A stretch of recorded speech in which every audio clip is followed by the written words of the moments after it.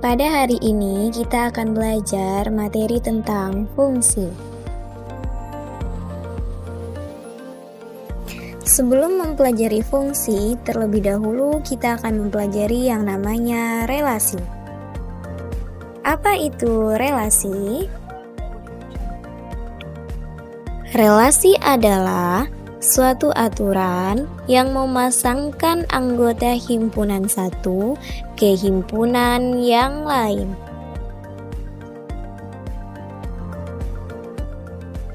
Relasi antara dua himpunan dapat dinyatakan dengan 3 cara, yaitu dengan diagram panah, himpunan pasangan berurutan, dan diagram kartesius. Perhatikan cara menyatakan relasi berikut ini. Diagram panah.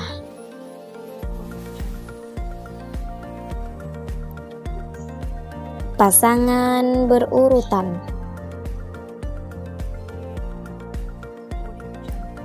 Diagram kartesius.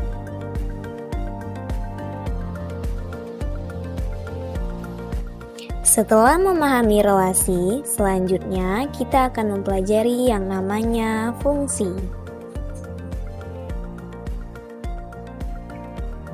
Apa itu fungsi? Fungsi merupakan suatu relasi yang menghubungkan satu anggota dari suatu himpunan tepat ke satu anggota di himpunan yang lain. Fungsi biasa dinyatakan dalam bentuk f(x) sama dengan y, di mana f merupakan fungsi, x merupakan variabel masukan atau kita sebut sebagai input, dan y merupakan variabel keluaran atau kita sebut sebagai output. Tahukah Ananda semua, konsep fungsi itu dapat kita bayangkan seperti sebuah mesin? Perhatikan ilustrasi berikut. Pada ilustrasi ini menggambarkan sebuah blender yang sedang bekerja untuk menghasilkan segelas jus jeruk. Untuk menghasilkan jus jeruk ini, kita harus mempunyai buah jeruk terlebih dahulu, yang kita sebut sebagai variabel masukan atau input. Selanjutnya, buah jeruk ini akan diproses oleh blender untuk menghasilkan segelas jus jeruk, atau kita sebut sebagai variabel keluaran atau output. Jadi, dari ilustrasi ini dapat kita simpulkan bahwa buah jeruk itu sebagai input, blender itu sebagai fungsinya atau mesinnya, dan segelas jus jeruk itu sebagai outputnya. Menentukan fungsi atau bukan fungsi. Secara ilustratif, hubungan antara fungsi dan relasi dapat dipahami melalui gambar berikut. Melalui gambar ini terlihat semua fungsi sudah pasti merupakan relasi, tetapi tidak semua relasi merupakan fungsi.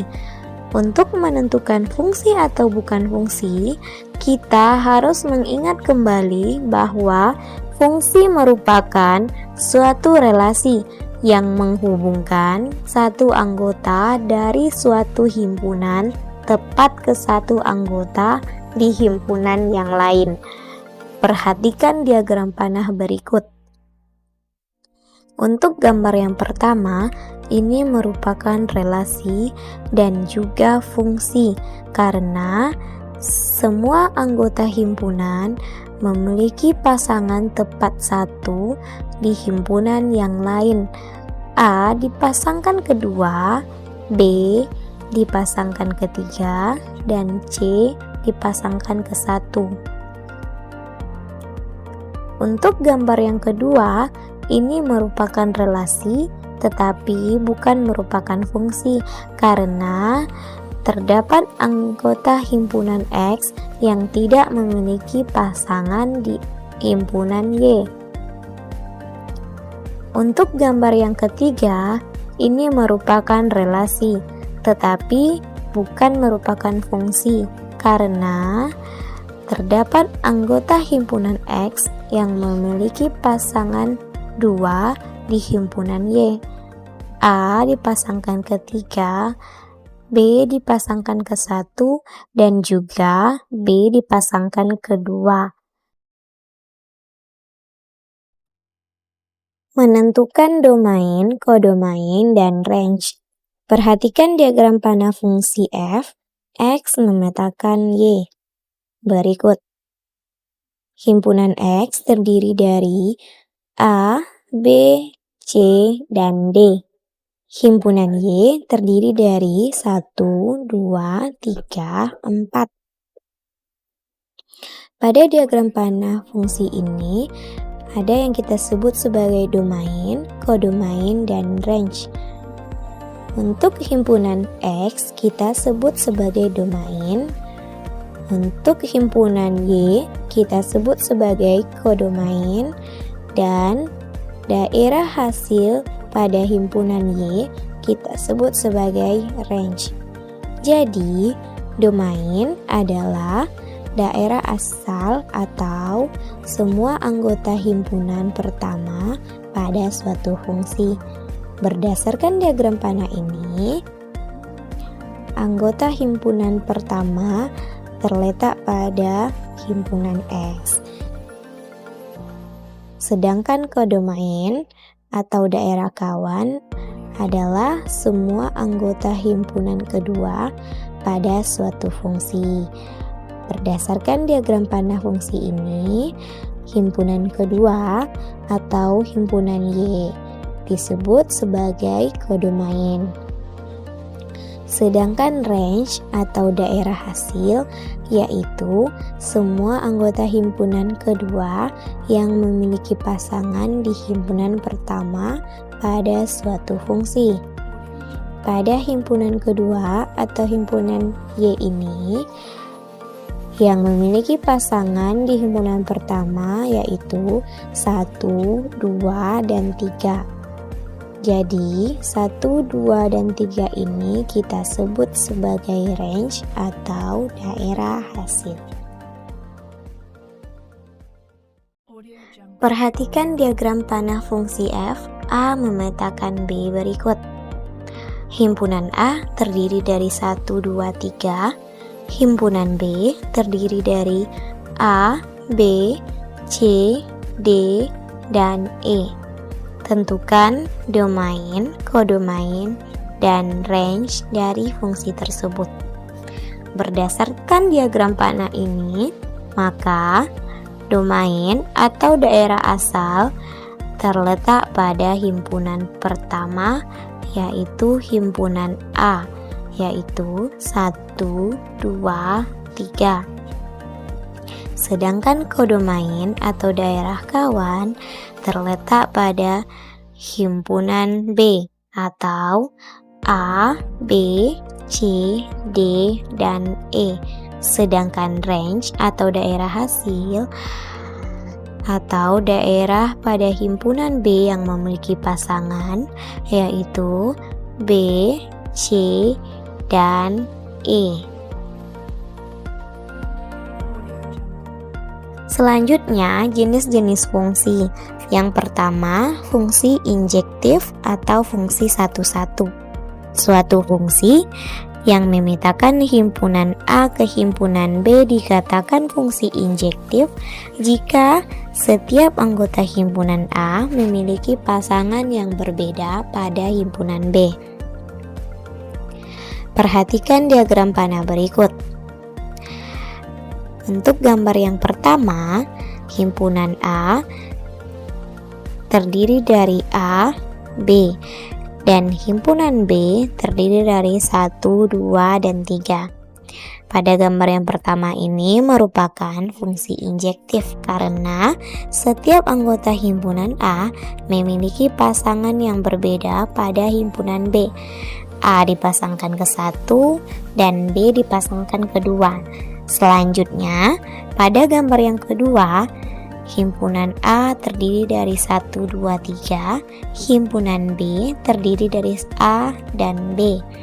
Ini merupakan bukan fungsi injektif karena terdapat dua anggota himpunan A yang memiliki pasangan yang sama pada himpunan B. 1 dipasangkan ke B, 2 dipasangkan ke A, dan 3 juga dipasangkan ke A. Maka berdasarkan definisi fungsi injektif, setiap anggota himpunan A memiliki pasangan yang berbeda pada himpunan B. Maka, untuk gambar yang kedua ini bukan merupakan fungsi injektif.